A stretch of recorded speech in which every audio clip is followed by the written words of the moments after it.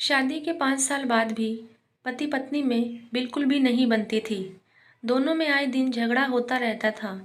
5 साल बाद भी कुछ बदलाव नहीं हुआ। पति बहुत परेशान हो गया। उसने अपनी पत्नी को समझाने की बहुत कोशिश की कि वह संभल जाए, अभी भी बहुत वक्त है। उनका एक लड़का था जिसका नाम विशाल था। उसके साथ में अपनी जिंदगी को बस जी रहे थे, लेकिन खुश नहीं थे। हर झगड़े की वजह अलग अलग हुआ करती थी, किंतु हर एक दिन उनकी जिंदगी में झगड़ा होना जरूरी था। एक दिन परेशान होकर उसका पति एक तरफ बैठ गया और सोचने लगा कि ऐसा क्या करें कि इसकी अकल ठिकाने आ जाए। फिर उसने एक फैसला किया और अपनी पत्नी के पास गया और कहने लगा, मम्मी पापा भाई बहन से मिले हुए बहुत दिन हो गए। ऐसा करते हैं, उन्हें आज खाने पर बुलाते हैं। जितने दिन चाहें वह यहाँ रहकर जाएंगे, तुम्हारा भी थोड़ा मन लग जाएगा और मुझे भी अच्छा लगेगा। बहुत दिन हो गए उन्हें देखे बिना। घर बहुत खाली खाली लगता है। उन्हें बुला लेते हैं। अंदर से तो उसकी पत्नी नहीं चाहती थी कि कोई भी घर पर आए, लेकिन उनकी खातिरदारी मेहमान नवाजी तो उसे ही करनी पड़ती है।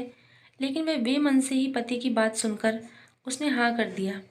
और उसका पति समझ गया कि ये नहीं चाहती कि यहाँ कोई आए, लेकिन उसे सबक सिखाना था। वह यह बोलकर घर से चला गया, शाम को ही सारे लोग आ जाएंगे, तुम बढ़िया बढ़िया खाना बनाकर तैयार रखना। उनकी खातिरदारी में कोई कमी नहीं रहनी चाहिए। इतना कहकर उसका पति ऑफिस के लिए चला गया। शाम को घर आया और अपनी पत्नी से पूछने लगा, आज तुमने खाने में क्या बनाया है? तो उसकी पत्नी ने जवाब दिया, मम्मी पापा भाई बहन कोई मेहमान थोड़ी हैं, उनके लिए खास खाना बनाने की ज़रूरत नहीं है।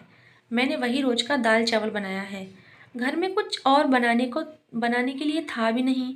मैं आपको कहने वाली थी, लेकिन टाइम ही नहीं मिला। घर के सारे कामों में साफ सफाई में सारा दिन निकल गया और फिर मैंने ये दाल चावल ही बना लिए। वे लोग हमारे अपने ही तो हैं, मेहमान थोड़ी हैं। उनके लिए स्पेशल खाना बनाने की क्या ज़रूरत है? इतना सुनकर पति गुस्सा हो गया और बोलने लगा, तुम थोड़ी पागल हो क्या? बात ये नहीं है कि वे मेहमान है या नहीं। बात ये है कि वे सब घर पर आ रहे हैं। उनकी खातिरदारी होना, मेहमान नवाजी करना हमारे लिए बहुत ज़रूरी है। मैं तो तुमसे तंग आ गया हूँ, पता नहीं तुम्हारे मन में क्या चलता रहता है। मैं जा रहा हूँ यहाँ से। सब लोग आए तो उन्हें खिलाकर तुम खुश होती रहना। मैं बाद में ही घर आऊँगा। इतना कहकर पति गुस्से में घर से चला गया। पत्नी भी मन में बुदबुदाने लगी, स्पेशल खाना और मैं बनाऊंगी? हरगिज नहीं। कौन करेगा इतनी मेहनत? मेरे पास यही काम है क्या? मुझे तो यही दाल चावल खिलाने हैं। इतना कहकर वे पीछे मुड़ी ही थी कि दरवाजे की बैल बजी। दरवाजे की बैल बजते ही पत्नी दौड़कर दरवाजे तक गई और दरवाज़ा खोला। जब सामने का नज़ारा उसने देखा तो उसके होश ही उड़ गए, क्योंकि सामने उसके खुद के सास ससुर और नंद देवर नहीं, बल्कि उसके खुद के मम्मी पापा और भाई बहन खड़े हुए थे। उसे ये देखकर कुछ खास समझ में नहीं आया और वह परेशान हो गई और मन में ही कहने लगी, अरे ये तो मेरे मम्मी पापा, मेरे भाई बहन हैं। इतने दिन बाद ये लोग यहाँ आए और मैंने उनके लिए कुछ बनाया भी नहीं।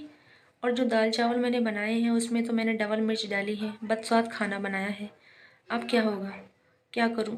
ऐसा करती हूँ, इनको फ़ोन करती हूँ। पत्नी ने अपने पति को फ़ोन किया, लेकिन वहाँ से उसने फ़ोन नहीं उठाया। अब पत्नी परेशान हो गई कि अब क्या करे।